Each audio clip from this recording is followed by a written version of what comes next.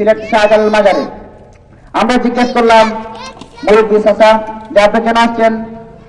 আপনাকে বলে বাবা আমরা একেবারে 20 বছর ধরে আমরা এখানে আসতেছি, কোনোদিন মিস দেয় নাই। এই আমরা সেই জায়গায় আল্লাহ আমাদেরকে দরজা খুলে দেন। আমরা সেই এই 20 বছরের ভিতরে আমরা সেটা যাওয়া থেকে বিরত থাকি না। আমরা বললাম নাউজুবিল্লাহ, যে 20 বছর ধরে তিনি সেটা থেকে বিরত হন নাই, সেটা দিতেছেন মাজারের মধ্যে।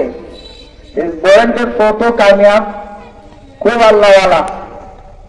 বলেন না চাচা দেয়া দিলে মাফ করবেন, আপনার ইমান আছে কিনা সন্দেহ রয়েছে।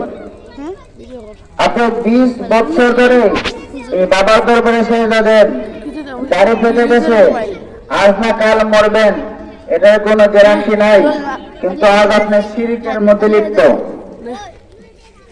কোন বাবাকে সেজদা দেওয়া শিরক। আল্লাহ তাআলা কোরআনের মধ্যে বলেন ইন্না শিরকা লাযুলমুন আযীম, শিরক গুনাহ হচ্ছে সর্বশ্রেষ্ঠ জুলুম। এই দুনিয়ার মধ্যে নিকৃষ্টতম গুনাহ হচ্ছে শিরক। আল্লাহ তাআলা শিরক গুনাহ মাফ করবেন না।